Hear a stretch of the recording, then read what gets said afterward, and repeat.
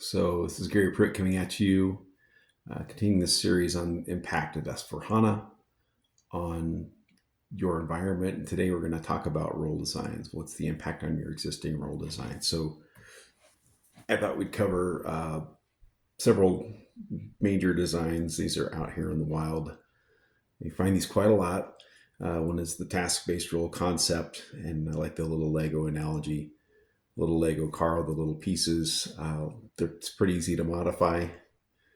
Uh, Position-based roles are a little different. They're sort of like that Lego man. If you want a different Lego man, or want to change your Lego man, you really have to get your mom to buy you a new set. So you can tell I like position-based or task-based roles. And there's just some examples of that.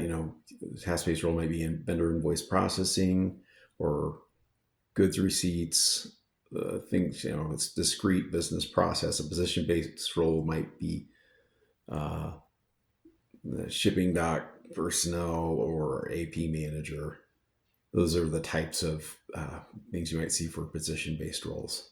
Then we're going to move on to dealing with organizational complexity. And this is like company codes, plants, sales organizations, and the impact on role design is meant to address that. So we'll talk about enablers primarily, but derived roles will touch on that. So all of this depends on Fiori, right? So if you're going to move to Fiori, then you're going to have to start over, essentially. You're going to be doing essentially a redesign of your security. If you are using the GUI, then you have a good starting point with your existing roles. I like the GUI. I think most admins still have to work in the GUI basis, security development. There's going to be GUI components for a while. Power users don't like it because it's, again, lack of keyboard shortcuts, and they're used to using that typically. SAP, of course, loves it. There's some good points. There's some good features with Fiori for new users and things like that.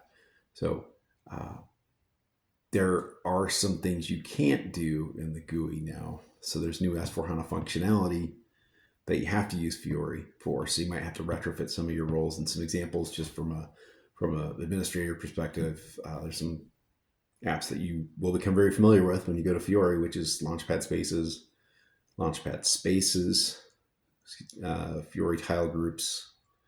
And there's a lot of business analogies to that. There's a lot of setting up banks and things like that you can't do in the GUI anymore.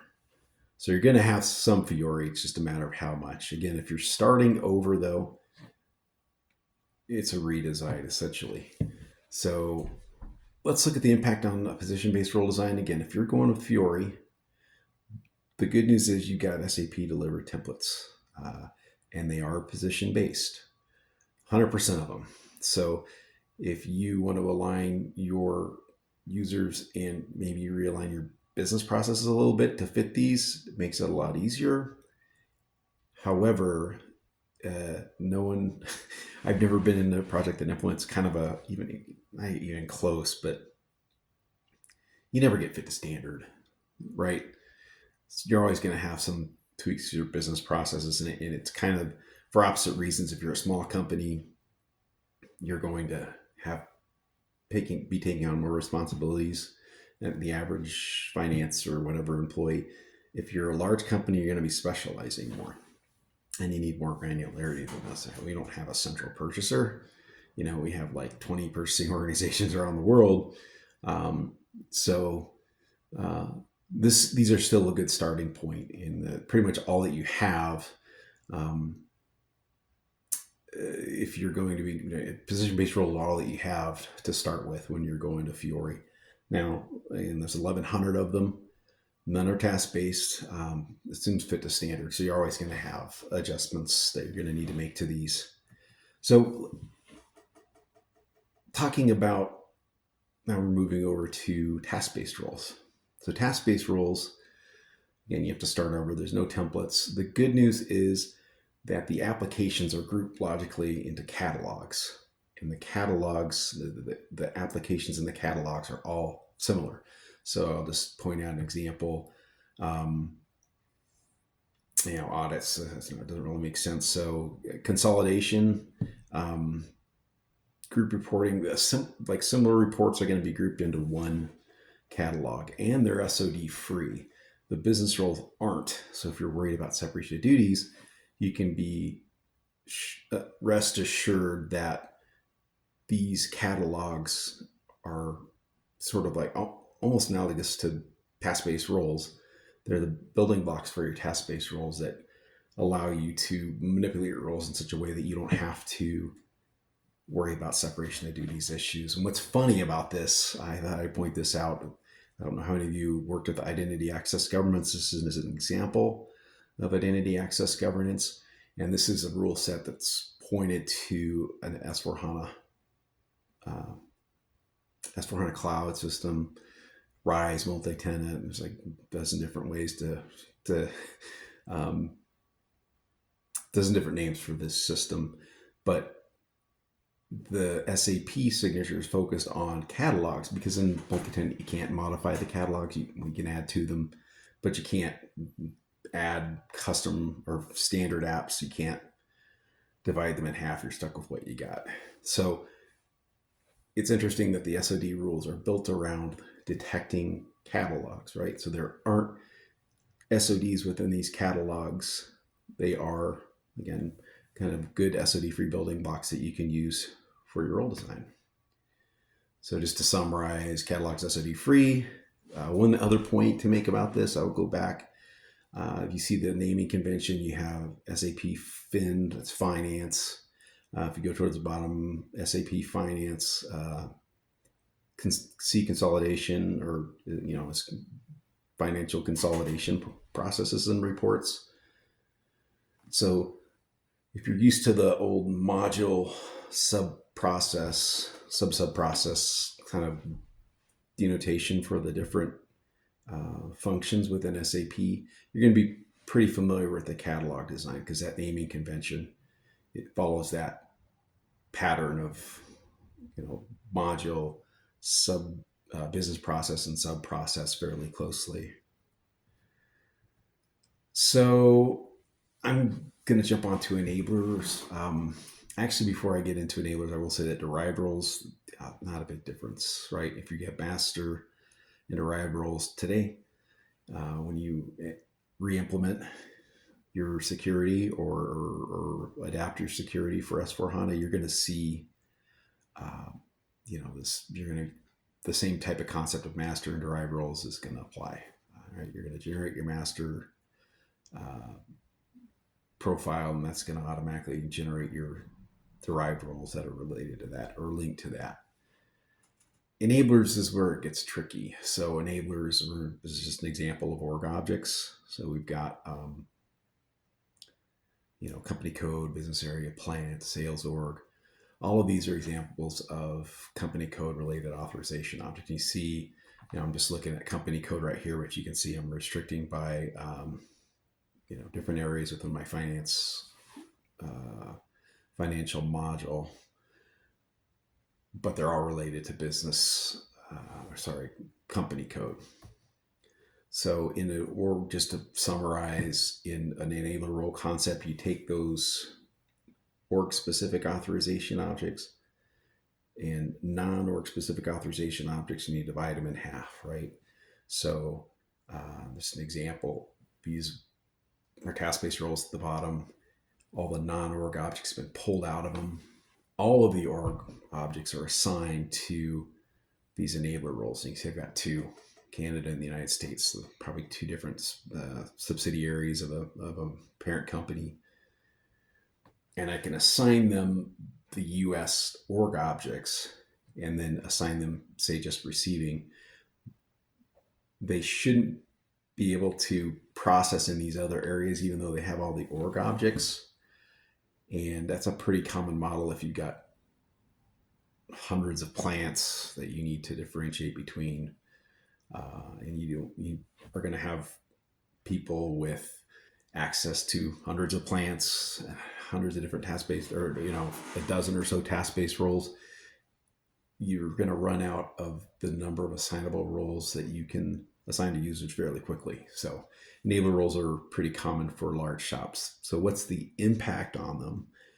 If I'm giving all of my users create change enablers and I only, the shipping only needs one, but I'm giving them, as one task, shipping and receiving would be considered self-service users. So what's the impact if I give them additional org level access? So I just thought I'd do a quick analysis of what that impact would be. So if you are, if you look at these charts, you see company codes, and you saw that there were multiple objects related to that. So all of those objects, if you measure their license classification, advanced, core, self-service, what types of activities expose you to what types of license? So I kind of broke this out into several action types. One is create.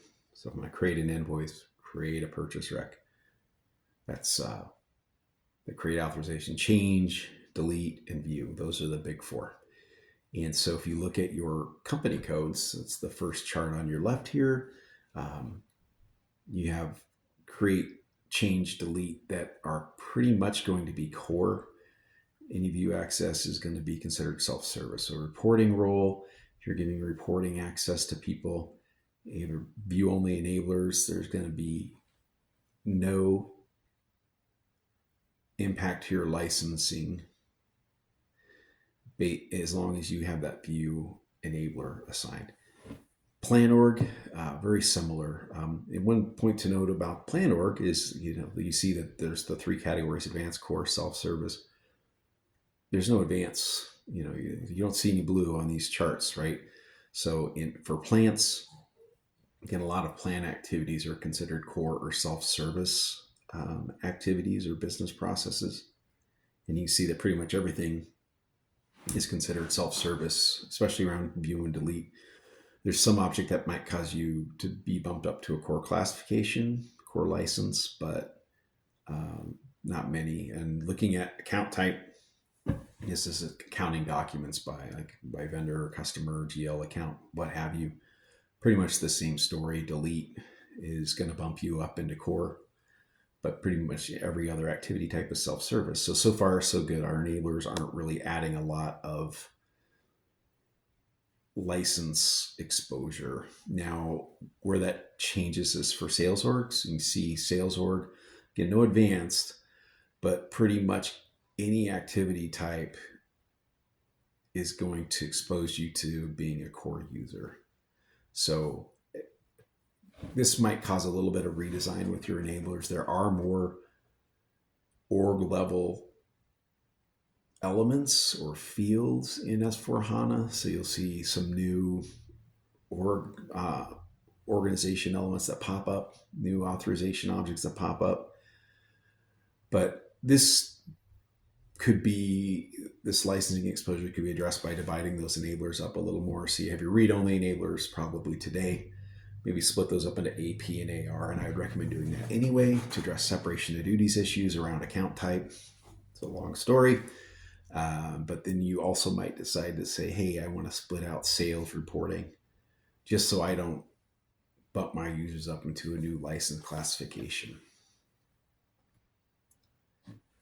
So to summarize, again, if you're going to Fiori, you're going to be making major changes to your design. If you're going to be creating new roles, whether you're in a position-based role design or you're in a task-based role design. A little easier to do position-based in Fiori. Enablers, if you're using the enabler concept, not a huge impact to licensing. You want to think through it a little bit, but you're not going to be exposing your users to that advanced license classification by assigning them like a create change enabler. So that is good news. That pretty much wraps it up for today. Thanks for watching.